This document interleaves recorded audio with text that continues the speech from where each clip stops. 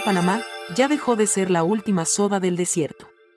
Tenemos una competencia directa y cercana en México. El siguiente video de nuestra querida Ina Afinogenova nos los explica con bastante detalle. Adelante. Y suscríbete al canal de YouTube de tu sindicato, el PAMTC. Una de las rutas marítimas más importantes del mundo, el Canal de Panamá, sufre una profunda sequía que amenaza con poner en jaque otra vez al comercio internacional. Los cuellos de botella, que nos sorprendieron a todos tras la pandemia, comienzan a ser cada vez más frecuentes a la mínima que hay una mayor demanda global. Y esto se traduce en un aumento de los precios del transporte que al final pagamos todos nosotros como consumidores. Vamos, que no es un problema de estos de la élite económica que solo afecta a navieras y grandes compañías. Además, a la falta de agua en el Canal de Panamá se unió recientemente un problema más. Otra importante vía marítima mundial, como es el Canal de Suez, ahora mismo es insegura para los buques de carga. La razón, los ataques que llevan a cabo los hutíes de Yemen en represalia por la agresión de Israel contra Palestina. Todo ello ha obligado a muchas compañías a buscar rutas alternativas, incluso siendo más largas o costosas. Este es el caso, por ejemplo, del Estrecho de Magallanes, que une el Pacífico y el Atlántico a través de Chile y Argentina, lo que obliga a algunos barcos, según su destino, a rodear prácticamente América. Pero no hay mal que por bien no venga, que dice el refrán, y ya hay algunos países que en medio de estos trastornos marítimos, digamos, han visto una oportunidad. Y aquí es donde entra en juego México, porque en su caso no es que esté pensando en desarrollar algo desde cero para que sea útil en 20 años, sino que lleva tiempo trabajando en una infraestructura que podría cambiar todo esto. Ahora han padecido de sequía y no tienen agua suficiente para garantizar el paso de barcos con más calado y están reduciendo el número de barcos que pasan por el canal y ya se hizo ahí un tapón. Esto tiene que ver con el comercio mundial y cualquiera sabe que la opción ante una situación así es el Istmo de Tehuantepec. Hablamos del corredor interoceánico del Istmo de Tehuantepec, una de las obras más emblemáticas de la Cuarta Transformación de López Obrador y quizá la menos conocida desde fuera de México. ¿Por qué es importante este proyecto? ¿Cómo ayudaría al comercio marítimo? ¿Podrá sustituir al Canal de Panamá? Estas son algunas de las cuestiones que hoy abordaremos en Cafeína. Háganse socios de Canal Red y suscríbanse a nuestros canales de YouTube. También estamos en otras redes sociales como X, antiguo Twitter, Instagram, Facebook y TikTok, y nos pueden leer en Diario Red.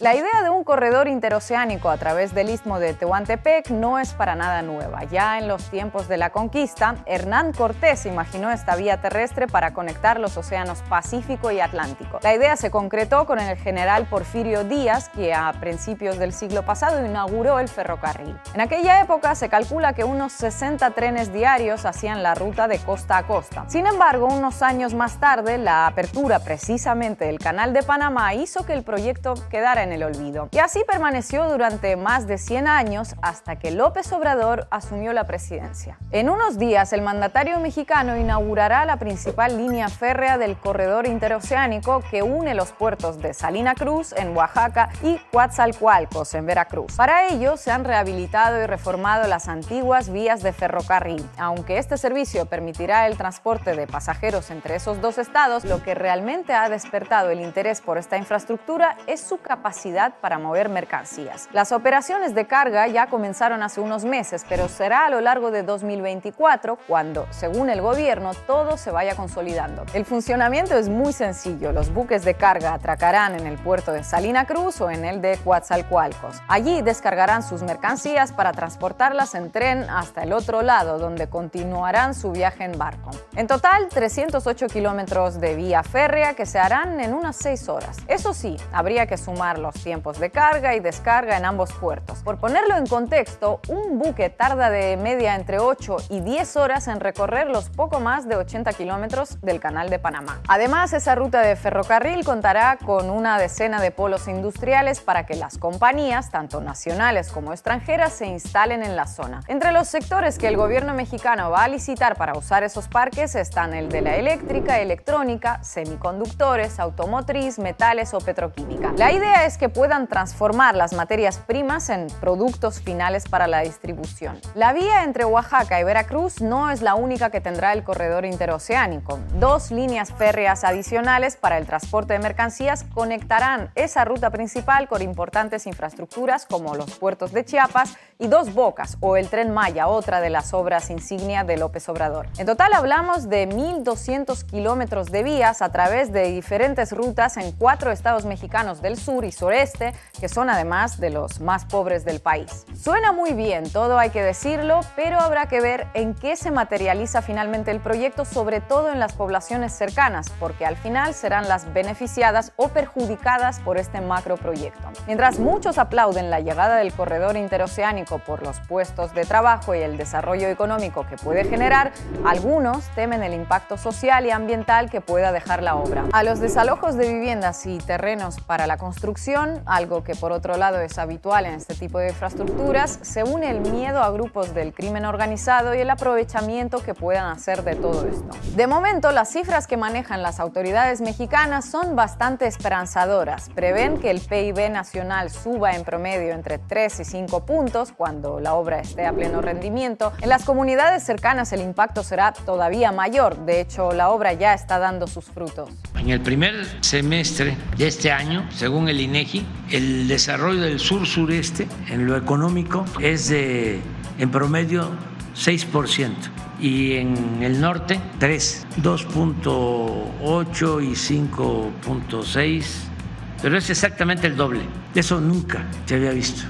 El gobierno mexicano estima que el corredor interoceánico moverá anualmente 1,4 millones de contenedores dentro de una década. Y de nuevo, para poner esta cifra en contexto, el año pasado, por el Canal de Panamá, ya afectado por la sequía, cruzaron 8,5 millones de contenedores. La cifra es mucho mayor, indudablemente, pero si los números de México se cumplen, no estaríamos hablando de una cosita menor, porque es un proyecto nuevo, de reciente creación, que podrá ir creciendo con los años. Al menos así sucedió con el propio Canal de Panamá. Y este es un poco el resumen de una de las obras estrella del sexenio de López Obrador, que ha pasado prácticamente desapercibida hasta que la falta de agua en la vía panameña ha obligado a la búsqueda de alternativas. Hace unos meses, el promedio de espera que tenía por delante un buque para cruzar el Canal de Panamá superó la semana. Algunos barcos llegaron a pagar cifras millonarias en subastas para evitar la espera.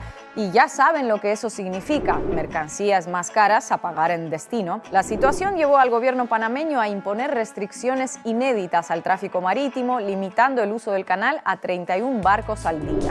Quiero dejar claramente sentado que el Canal de Panamá jamás ha suspendido operaciones en esta crisis.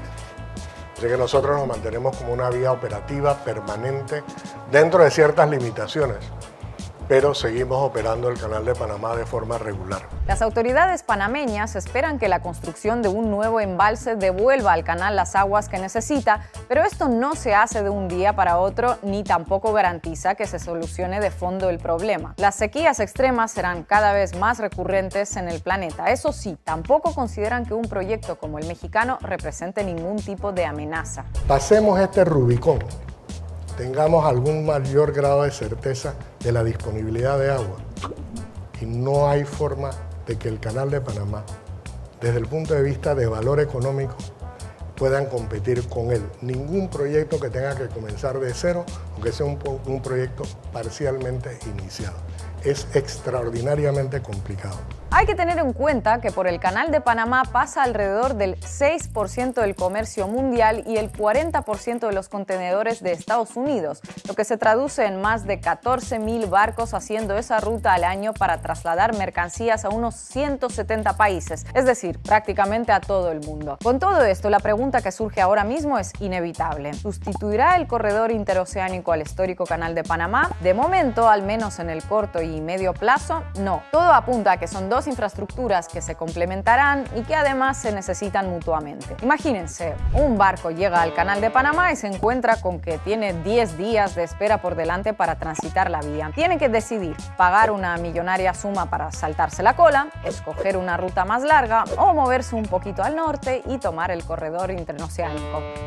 Es decir, la clave de todo esto es que los barcos no se desviarán de la ruta y la zona seguirá siendo una importante vía para moverse entre el Pacífico y el Atlántico, por lo que todos salen ganando. En resumen, el corredor interoceánico será una vía más a tener en cuenta por los buques de carga, sobre todo si tenemos en cuenta que nos dirigimos a un mundo donde escaseará cada vez más el agua y que otras vías tradicionales pueden verse comprometidas por conflictos bélicos. De fondo, un transporte marítimo mundial que no deja de crecer desde la pandemia, alentado por el comunismo. Sindicato PAMTC